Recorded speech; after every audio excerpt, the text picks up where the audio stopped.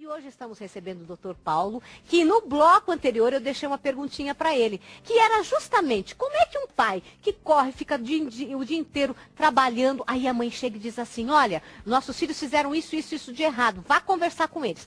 Como é que ele pode ser este pai disciplinador, que está ali participando da educação, ao mesmo tempo que ele quer ser afetivo, carinhoso? Doutor Paulo, como é que resolvemos este conflito? Que problemão, né? Com certeza. E que ainda é um problema que assola muitos lares, né? E uma coisa que tem que ser dita claramente, até reflitam sobre isso. O modelo de paternidade que nós temos hoje não é esse modelo mais onde o pai é o único disciplinador. Certo. Né? Esse modelo é exatamente como você estava falando no início do bloco, você abriu com todo esse texto, né? Você estava falando exatamente do patriarcado, né?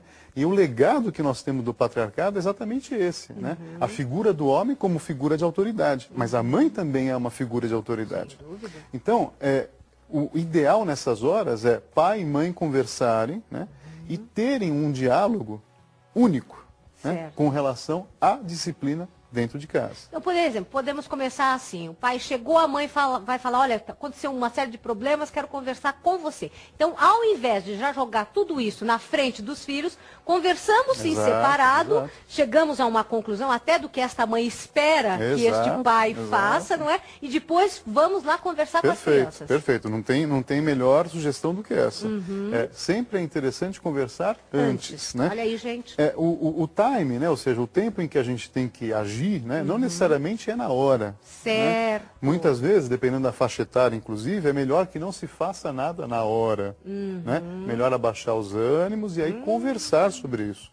Numa ocasião, de repente, até agregadora. Né? E não que desagregue, mas que agregue valores. Né? Então, de repente, numa mesa de jantar, né? Jantando todos juntos, saindo, ou seja, num momento de alegria. Né?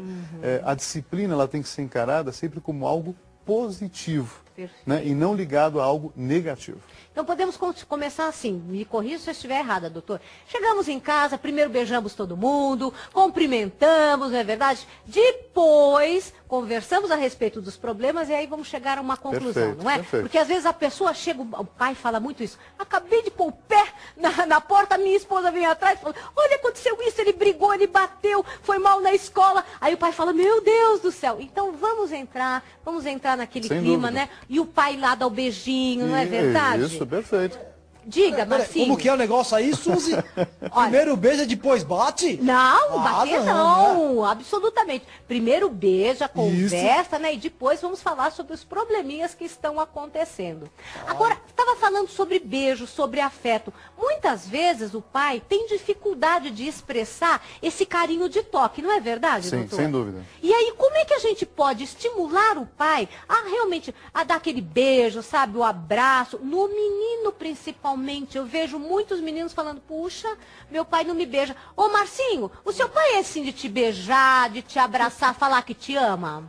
Ah, na verdade não, só minha irmãzinha que ele beija, abraça. No meu caso, ele não fala muito essas coisas, eu te amo, não. Porque ele falou que é a mamãe que tem que falar isso pra mim. Olha, doutor, acontece ainda muito isso, não é verdade? Sem dúvida. O pai é super afetivo com a menina, porque é menina, e às vezes não demonstra todo esse afeto para o menino, porque tem medo de mudar a orientação sexual dele, não é? Sim. Me fale sobre a importância desse beijo, desse abraço, de dizer eu te amo, você é importante pra mim, do pai, principalmente para o menino. Então, como eu falei no primeiro bloco, não existe muito essa necessidade por parte dos filhos de ser verbalizado isso pelos pais, pela figura paterna. Né? É mais importante, muitas vezes, aquilo que eu deixei claro na ação. Então, por exemplo, andar de bicicleta, né? Às vezes uma caminhada no parque, né? Lado a lado, né? Às vezes, de repente, bater uma bolinha, né? Junto, pai e filho. Né? É nesses momentos que o filho reconhece exatamente a importância que tem para o pai. Porque entra naquilo que você estava falando do tempo. Né? Ué, o tempo não é tão importante para o meu pai? E ele está dando esse tempo para mim. Né? Ou ele está comigo, ele está compartilhando o seu tempo comigo. Portanto, eu sou importante. Nossa, foi né? perfeito. E aí o amor, né? Eu te amo, tal, é importante, não estou dizendo que não é. Mas, volto a insistir, isso é muito mais uma forma feminina de se relacionar com afetos do que masculina.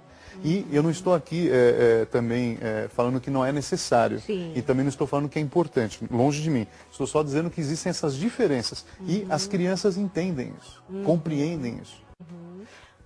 Diga, querido. Uma pergunta que não pode calar. Vamos lá? O doutor vai ter que me responder agora. Sim. Vamos lá. Eu vim aqui só para essa resposta, hein? Vamos lá. Eu quero saber por que o relacionamento entre pai e filhos é mais complicado do que com a mãe. Porque com a mãe parece que é mais fácil, não é? Sem dúvida. O Marcinho está falando algo que é muito, muito facilmente observado, né? E isso se resulta, né, de novo, desse legado aí do patriarcado, né? Dessa cultura machista, onde os homens, por exemplo, não podem ser afetuosos, né? Ou pelo menos a gente sempre vê com uma certa desconfiança quando isso acontece, o afeto entre os homens, né? Em especial pai e filho também. Aliás, até os noticiários já mostraram isso, né? Coisas absurdas de se ver, né? Pai e filho que foram agredidos por achar que ali era manifestação de um afeto que não era entre pai e filho, né? Não é um absurdo, né? Mas voltando à pergunta dele, o que existe ainda é um local que não está claro dessa nova forma de se relacionar de pais e filhos. Aquilo que a gente chama de paternagem ainda não conseguiu ser legitimada pela sociedade. O que é a paternagem? É a oportunidade que muitos pais anseiam, né, em estar próximos aos seus filhos e participar efetivamente da sua vida afetiva e emocional. Né? Então, esse lugar ainda não foi legitimado pela sociedade. Muitas pessoas querem isso, mas, por outro lado, quando isso acontece também, não sabem muito bem como reagir diante disso. Então tem muitas mulheres que veem com estranheza isso também. Sim. Porque às vezes mexe naquilo que antes era só exclusividade da mulher, né? Que é a tarefa de cuidar, muitas vezes, ela sempre ficou ligada ao feminino, né? Perfeito. Mas o masculino também tem como cuidar, né? Claro. E às vezes cuida também muito bem. Sem né? dúvida nenhuma. Agora vamos entrar numa outra seara que é meio complicada, né? A gente sabe do número de relacionamentos que vem se dissolvendo, famílias que vêm se desestruturando, então as separações estão aí e é uma realidade. Sem dúvida. Aí temos aí a festinha do Dia dos Pais. E como é que fica esta situação para a criança, não é? A criança que tem o pai que, infelizmente, é um pai ausente, não participa.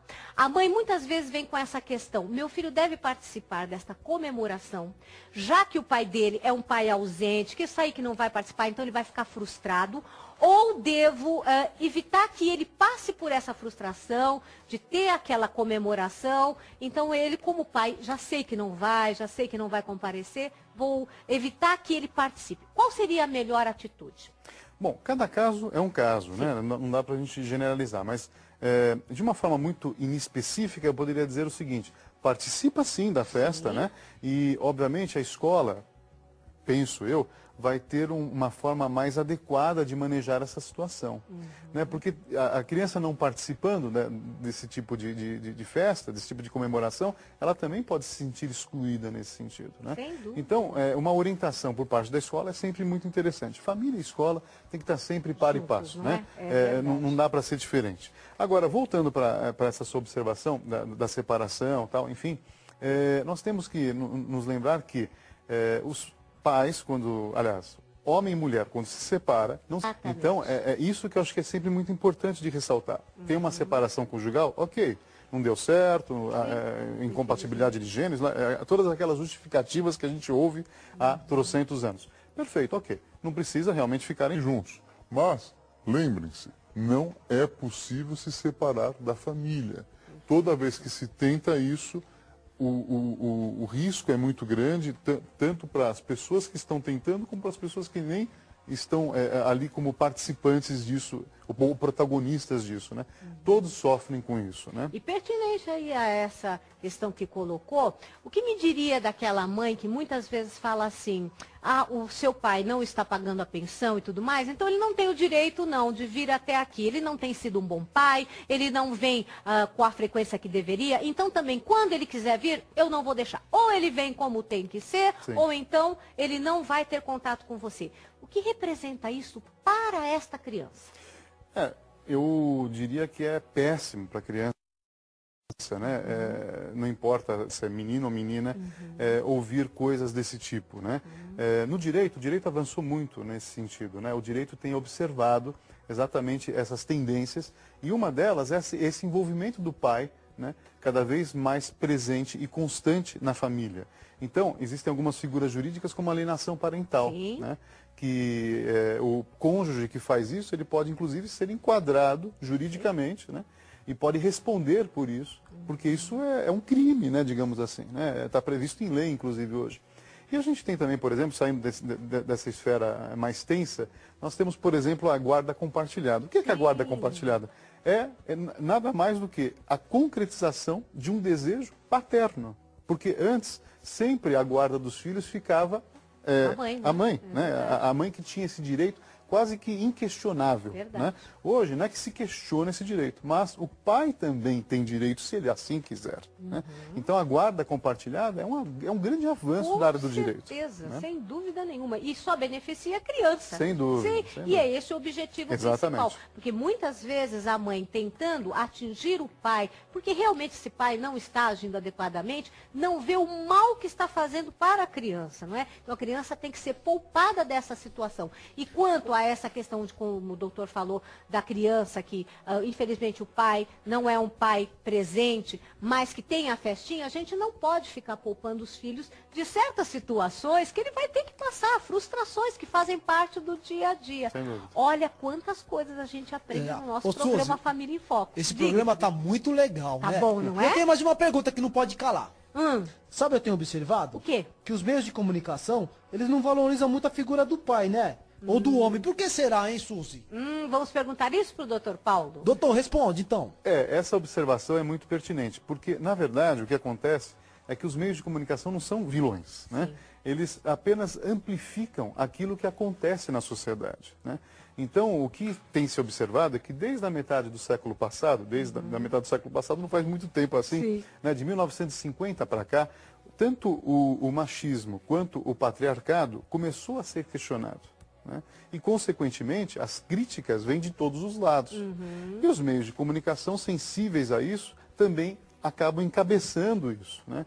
Então, às vezes, a gente vê isso num programa de TV, ou até mesmo numa manchete de jornal, enfim, alguma coisa assim, a gente acha que estão descendo a lenha nos homens ou nos pais. Não, na verdade é só essa sensibilidade, né? do que está acontecendo no meio social. Exatamente. Olha quantas coisas a gente aprendeu.